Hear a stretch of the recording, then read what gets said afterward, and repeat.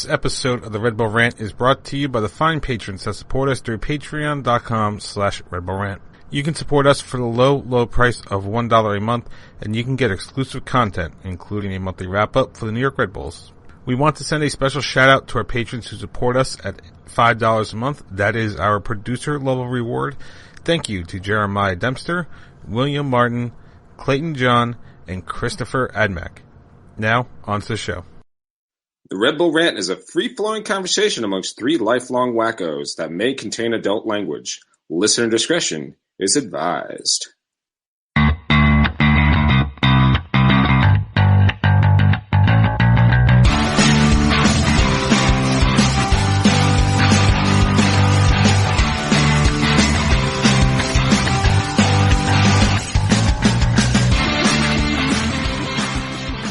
Welcome, my friends, to the show never ends. This is the Red Bull Rant podcast. I'm your host, Jason Iapicco. And I'm Truman, and this is episode 367, Some of That Orlando Magic. And that little gap in audio was Patrick because he's on mute. Yeah, I thought that was pretty funny, too. I watched them say it, though. Yeah, that's kind of funny.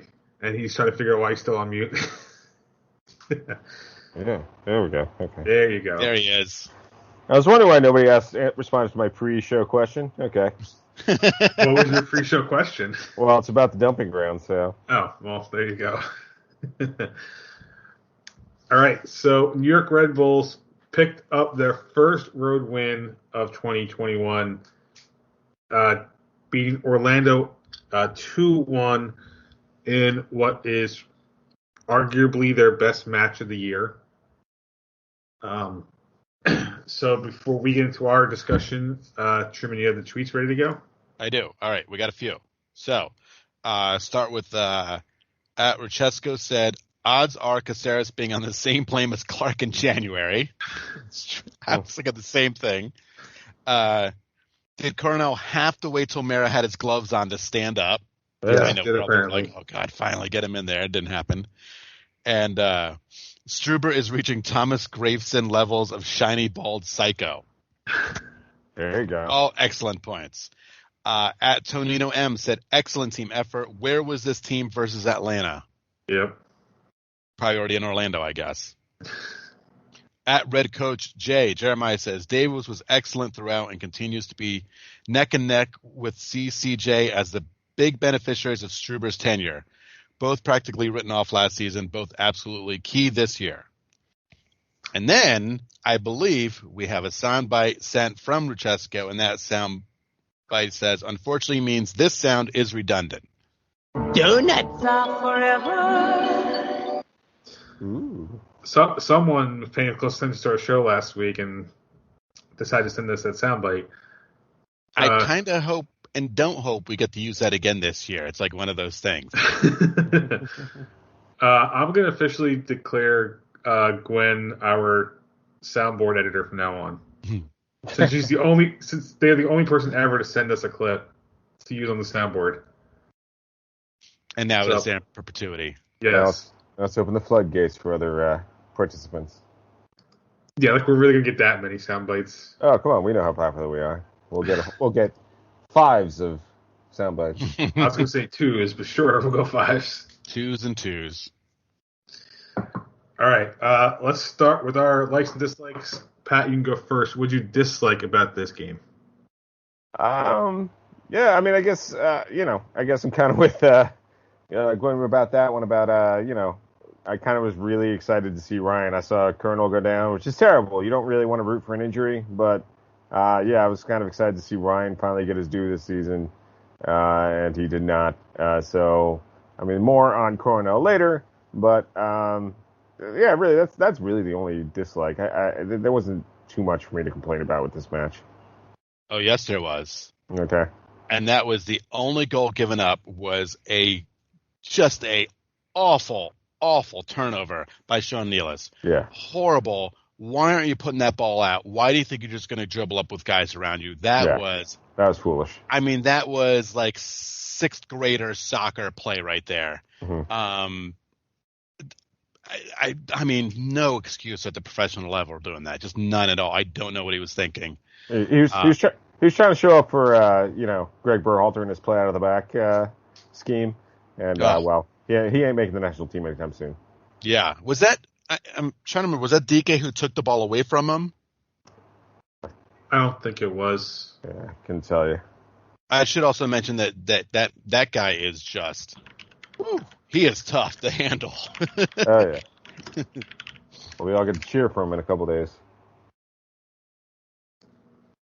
Yeah.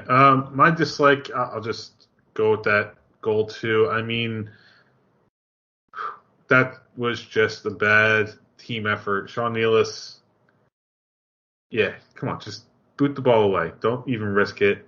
I can't blame. I don't remember who the defender is that was left, but he was put on a 2-on-1 situation. There was no real hope for him. And he did get left out a little bit to dry, but I think Cornell could have done a little better on that.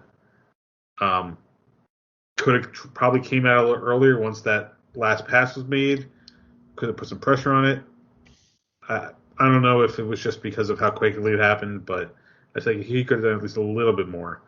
But I don't blame him, honestly, for giving the goal up because that whole situation should never have happened in the first place. No, that's just, it's not on the keeper at all. No, I'm just saying I'm not saying it's on him, just that he could have made a little bit better effort. At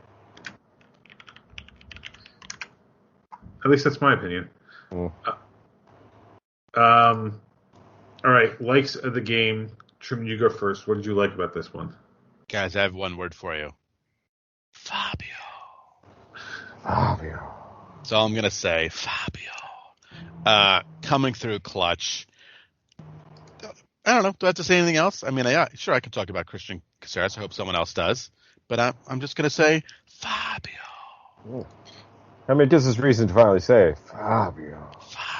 Yeah, but he certainly has been coming on lately. I'm going to go with Caceres. I mean, he's just been, he's really come on this season. There's no question about it. I'm definitely stealing from other pundits about how under Struber he really has, whereas under Armas he completely and utterly stagnated, along with pretty much everybody else on this team. He has thrived under Struber, and he had, he managed to get to the Copa America with his form this year. So, and that goal is just much like his free kick a few weeks ago, which is a thing of beauty. So, yeah, Christian Caceres really is, again, to go back to the tweet, would not be shocked if he's on the same plane in January as Caden Clark. Aside from that one play, I'm going to give the defense as a whole a lot of credit for this game because this was a good offense, right? They had Nani in the lineup, which they didn't have the last time they played us. They had Daryl DK, who was still on loan last time they played us. And by the way, DK was the one that stole the ball on the goal we gave up. I double-checked it. Okay, I was pretty positive it was. I mean, and DK is a big guy, and I can see him definitely muscling a lot of people off balls. But still, I mean, he shouldn't even have that opportunity. But I digress. Yeah, but so, I mean, that one moment aside, this team did really well defensively. And over the last two games, I mean, we gave up a goal, but it was a goal that shouldn't have happened.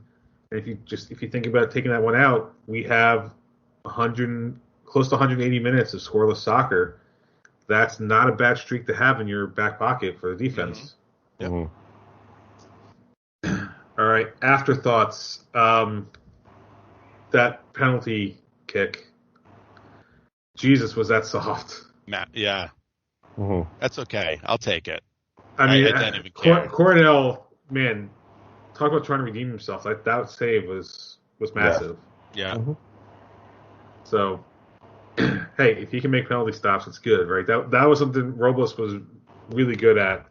I think he beat the general average for goalkeepers on penalty kicks. So if we get a guy like that, that's a good thing. There was a pretty important penalty kick today, which I guess we can talk about in a little while too, right? There was. That one was also very soft. Worked out. Some work out, some don't. Yeah.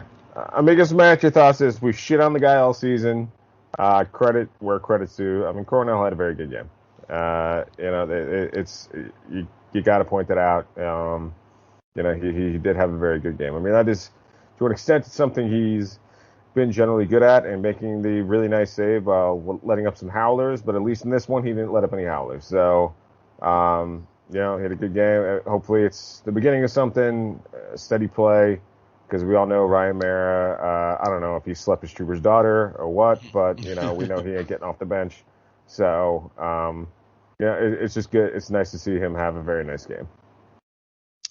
I would like to mention something I'm guessing Jay noticed is that Orlando commentary, as now not as bad as the Revs, but I will say two things. They get excited over every little thing Orlando did. Well, every little play. There, you thought that someone was going to score a goal on any minute. And again, I don't remember who the color analyst was, but he said something very early in the game that very upset me. He called them the NYC Red Bulls. Ugh. I missed that. Holy shit, that's Do your research, buddy. Ugh. Like, how do you get it that wrong? I mean, that was akin to what Jim Ross said last week, and he said good night from WWE Dynamite. Ooh. Jimmy. Yeah. Yep. That happened. He's still a legend. Yeah. My one last afterthought. I thought the league had effectively stamped out the YSA chant. Apparently just from us. Apparently. But honestly, I don't even remember hearing it the last time we played Orlando, but I mean, that was like 2 years ago, so I don't remember if it happened. But it just stood out to me that they were really into using it, and the league made an effort. I mean, they were literally bribing supporters groups to stop using it. Mm-hmm. And yet Orlando, I guess, was like, fuck it, we're going to just do what we want. Well, when you signed Nani and you're Orlando, they'd let you do whatever you want. Maybe they forgot. They're like, it's been 2 years, 3 years, whatever long it was. Let's try it out again. Even though it's lame, it's a stupid-ass chant. And they overused it, too. Like, every little thing Cornell did, I remember hearing it. Well, it's Orlando. Come on. Yeah. It's Florida. True. All right. Any other thoughts on this game? We won. That was awesome. Yeah. Did not expect it, as clearly none of us saw that coming at all. Nope. Oh, none of us predicted a draw, so it tells you a lot. And speaking of predictions, that means there's no change to the standings. So Truman is still in first with 9 points. I am in second with 6. Pat is in third with 4. Womp womp. All right. Next game for the Red Bulls is going to be probably today, if you're listening to this, against the Philadelphia Union at 8 p.m. Games on MSG or ESPN Plus. I'm glad we're at home so I can listen to the MSG broadcast. Thank God. I know. Oh, actually, hold on. Afterthoughts, because it just occurred to me. We won a July 4th weekend game. Oh, also good. Oh, yeah, we don't do that too often. We weren't playing Colorado even. So true. I said to my wife, like, they're never going to play home. It's like, why? Well, because they don't draw on July 4th. So he's like, Lee's like, fuck it. We're not going to give you a game anymore. Yeah. But yeah, I don't even remember the last time we won a July weekend game, like July 4th weekend game. Who knows? So we're not statisticians. It's not our job to figure that out. Exactly. Yeah. All right. Anyway, Philly game predictions. Truman, you get to go first. What do you think is going to happen against Philly? I mean, I'm just going to keep riding the horse, guys. Why would I do anything else? Home game again, still playing really well at home. It's just Philly. What else can I say? 2-0 win, right? 2-0 win coming off a big road win against a really good team. There is no excuse why you can't win against a Philly team. Philly team. I'm also going to say a win because I want our streak to continue, but I'm going to say 2-1 win because those teams at the top of the Eastern Conference, we have not shut any but those out yet. Philly is a good team, at least in the standings. I don't think we're going to do a job enough to shut them out. So I'll say 2-1, but the 3 points are the most important thing. So I don't care if we get the goals as long as we win. I'm going to go 2-2 draw, mostly because of what you guys kind of touched about. Philly is a good team. And on top of that, when I show no faith in this team, they win. So, so I'm gonna go a 2-2 draw.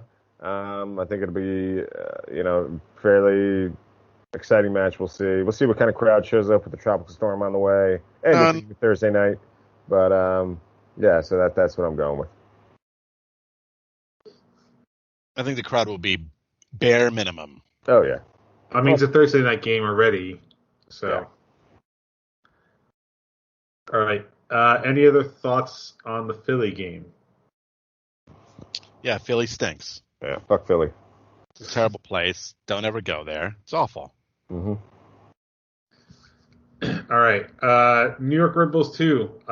They've had 2 matches since our last episode.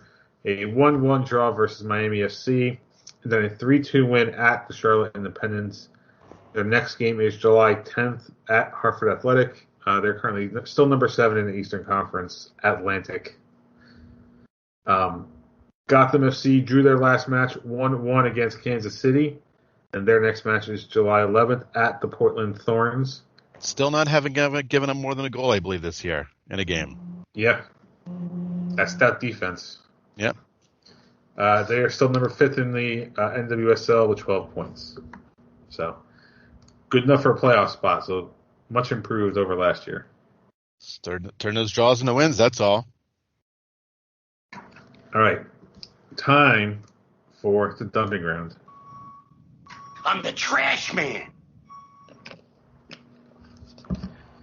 All right. So go ahead, Pat. You're the first 3 on this list right now. All right, I got everything's coming up. The Gold Cup starts. Yeah. The every 2-year tournament for the CONCACAF dominance, even though, come on, we all know the Nations League was a real tournament this year. So the U.S. opens this Sunday against Haiti, 8:30 p.m. on FS1. They should win, although this tournament I think could be disappointing overall for U.S. fans because looking at a lot of the rosters, the U.S. seems to be the only one who's bringing a B team. So, even Canada's bringing an A team, and they're in our group. So, I think it could be a struggle for the U.S. But hey, whatever. It's still a fun tournament to watch, even though it's kind of meaningless. So, Gold Cup is this. Thank you, son of a bitch. Someone's pulling a May all of a sudden. Yeah, couldn't get it all out before the sneeze came on. I guess next up is that also on Sunday, 2:30 p.m. on ESPN is the Euro final, Italy versus England. England had a game against the Sweethearts today of Denmark. And, hey, Denmark, when a player of the star caliber that you had literally dies on the field at the beginning of your tournament before being revived, of course, and you make it this far, really nothing to be ashamed of. And I think we were talking about a soft penalty. Yes, definitely a soft penalty for England in that semifinal today, no question. All I can say is I'm rooting for England. Sorry for all our Italian fans out there, but yeah, I can't root for Italy. Sorry. Hey, Harry Kane, I mean, usually on those PKs, so those kind of things that England it gets saved and that's it, and then they end up losing in penalties. Yeah. Mm-hmm. But he had to love it when that ball pretty much came right back to him. Yeah, it did. So good for them to bury it. Of course, I have more friends that are rooting for England than Italy, so I will definitely be supporting England on this one. And I don't like the way Italy plays. They fall over a lot. Yeah, they do. Sorry, everybody. They do. Jay? I have no other thoughts on it. Yeah, even with your last name, you're not throwing your weight behind Italy? No. Nah, okay. I'm American. I have my team. I'm sticking with them. Yeah, well, this game, America's not in it, so. I know. Right. But... they can't just show up and play in the game. Yeah. It's like all of a sudden, it's like, oh my God, Italy hasn't come out. Who is it? By God, it's America. They're still mad for 1776. They're going to burn down their place like it's 1812 payback time. I don't know. I mean, you get England winning and their whole bringing it home thing that's been there since, the 90s? Yeah. And then you also have Italy just ruining the story. Like, I don't know. I can go either way with it. If I had to pick one, I'd probably say give it to England more because Everton's goalkeeper is the starter than anything else. There you go. So. All right. And then I guess the final international final of this weekend is the Copa America final between Brazil and Argentina. That is Saturday, 8 p.m. on Fox Sports 1. I mean, I watched a few Venezuela games because of Cáceres and the Copa, but that's about it. I didn't pay too much attention to this tournament, unfortunately. But apparently, Messi was trash-talking Yuri Mina after a missed penalty kick. So I did hear about that, yes. So that's interesting. Yeah. Either way, your two classic rivals in South American soccer going at it in the final, so should be fun. Messi's never won an international trophy, right? I don't believe so. So this is your storyline. Yeah, so if I was going to root for a team, I'd want Messi just because of all the fucking guys that deserves an international trophy, he's one of them. Yeah. Some good, strong rivalry weekend here. Oh, yeah. International play, big ones. Mm-hmm. Yeah, we've always had it out for Haiti. Haiti's going to be playing. They had a bad day today. I don't know if you guys know, but Haiti had a pretty rough day today. That they did. So that might be an interesting game. Yeah, look, open a newspaper, people. Maybe you'll understand what we're talking about. Yeah. Oof. I was James like going on the news right now. He's like, wait, no, I know what the news is. I was getting ready to make a joke, but I can't make it now. I don't feel like it's worth it. It's not even about Haiti. I just feel like I can't add on to that now. Yeah. Like, we just brought it down. Jay really killed the momentum. Yeah, I killed it. All right. Last thing right now for Dumping Ground. So the Mexican Federation is received a punishment from FIFA that they will have to play 2 closed-door matches due to the use of a specific chant by their fans that I'm not going to repeat. Everyone knows what it is. Yeah. So it was always assumed it was the men's team since that's where it happens.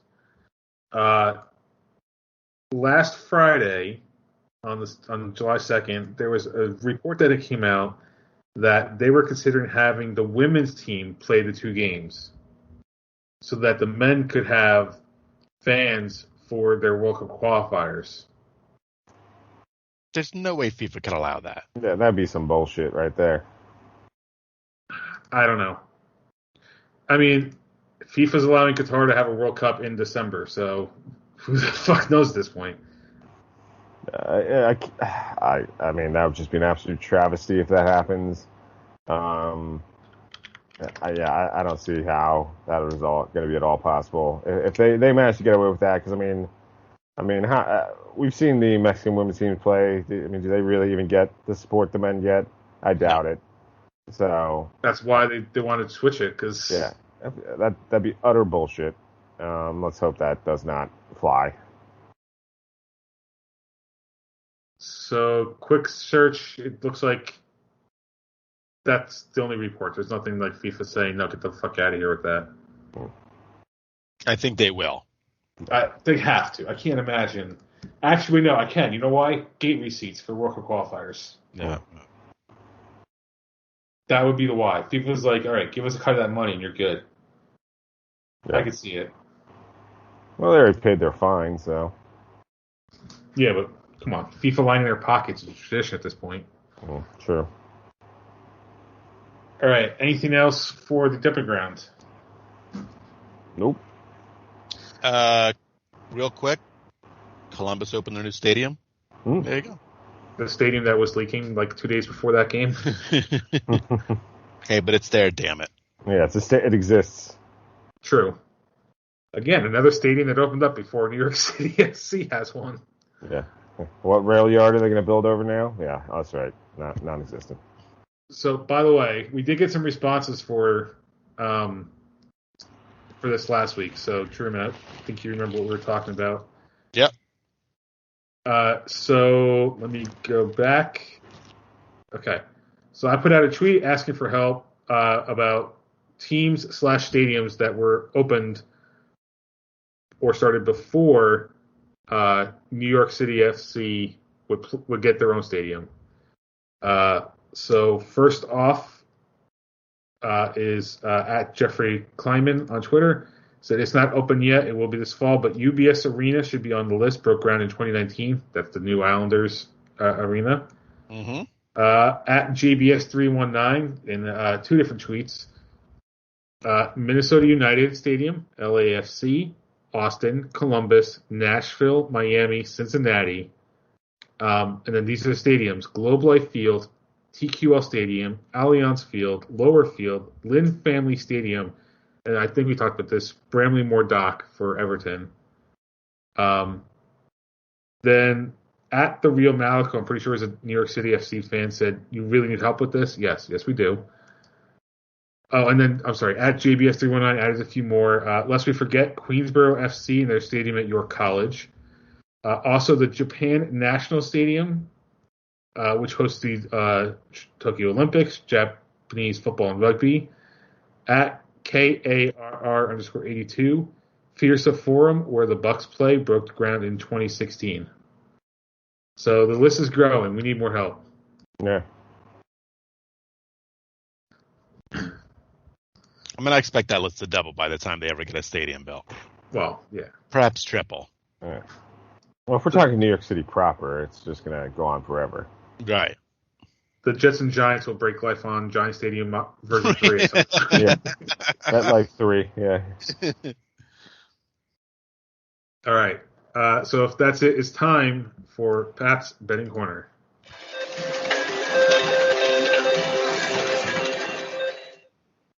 All right, well, since half your MLS games are going on right now as we record, there's not really much. There's only 3 games to bet on. I'm not going to bet on any of them. So I'm just going to say, put $5 on Daryl DK scoring a goal in the opening game, say, at Haiti. Why not? Let's see it. Let's see it happen. Sure. Gotta love a prop bet. Yep. All right, and that brings us to our last segment, Truman's Terrible Team of the Week. That's terrible. If there's one thing I hate doing, it's giving teams I hate credit for anything. But when a bad team beats a terrible team 7-1 and gets a coach fired, a coach we all know and don't love, and Chris Armas, we got to talk about DC beating Toronto 7-1, quickly ousting Chris Armas as head coach in his first year there. He didn't last too long, guys. No. Didn't last too long. I believe they still only have 1 win on the season. 1 regular season win. They have 2 technically if you count CCL. I don't. So their record is 1-8-2, and they are god-awful. Oh, yeah. So I think we all know going in that they were going to be god-awful with Chris Armas, and then they just learned a lesson. That's all. Yeah. I mean, it was easily one of the worst hires in, I almost want to say, head coaching history, or MLS head coaching history. I mean, I'm sure there's probably maybe some other really terrible ones out there. But, I mean, any Red Bull fan could have told you what a disaster it was going to be. And sure enough, it was a disaster. I believe it was Matt Doyle had a good article in his, weekly recap in which, he pretty much showed how Toronto FC, much like Red Bull under Armas's tutelage, got worse in almost every measurable statistical category. And so, not a shocker. It's a team where you could argue he had more financial support than he did at Red Bull. I think it's quite clear this guy's not a head coach. And shocker. Again, something we all could have told you.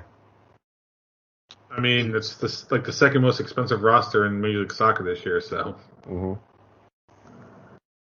I just wonder what part of Ali Curtis's TFC version of the 300-page plan included losing your head coach less than halfway through the season. Yeah. 11 games in, 12 games in, whatever. Yeah. Mm-hmm. All right. Anything else we want to talk about? No. Loki's been good. Yeah, it has been. Loki has been good. I have not watched. Honestly, I'm behind on all the Marvel stuff. I haven't watched WandaVision. I haven't watched the what is it? Winter Soldier and Falcon. I haven't watched this. I'm behind. Yeah. Well, now you can at least you can marathon them. You don't have to wait every week. So true. Ted Lasso's coming back July 23rd. Yeah. Looking forward to that. One non-sports related, but one I'm looking forward to on Apple Plus is Foundation, which is based off of a sci-fi series that I love. That does look pretty cool. I saw the trailer. Yeah. I'm So Marvel movies come back this Friday. true. That's right. Black Widow movie's out. Yep. And I think and they just released like their schedule for the next few years, and like 22 and 23 are going to be packed full of stuff. Nice. And I think they have it like, I'm pretty sure it's like between 5 and 10 that they don't have dates for yet. So they have a lot of stuff in the pipeline. Looking forward to it. Give us all of it. Need it all. Yep. Right into the veins. All right. Let's wrap this one up. You can visit us at patreon.com/Red Bull Rant. $1 a month is all you need to get exclusive content, such as our monthly wrap-ups, live post games, anything we decide to do. The June wrap-up is coming. We were going to do it this week. Stuff got in the way yesterday, and we didn't feel like recording 2 episodes at 9:30 at night today, so sorry about that. You can email us, redbullrant@gmail.com. You want to call us, 973-348-5329. Yes, it's still active. You can get your voice on the show. Facebook.com/Red Bull Rant. On Twitter, @Red Bull Rant for the show. At Dr. Steve for myself, @The Truman for Truman. Subscribe to our show via iTunes, Stitcher Radio, YouTube, SoundCloud, Spotify, pretty much anywhere you can find a podcast. Last words before we get out of here. Red Bulls, I put a lot of faith in you. So someone once said many times, don't fuck it up. Yeah. Come on, Rebels, win. All right. So for Pat, Truman, and myself, this has been episode 367 of the Red Bull Rant. Thank you guys for tuning in. And as always, go Red Bulls. Bye now. Late.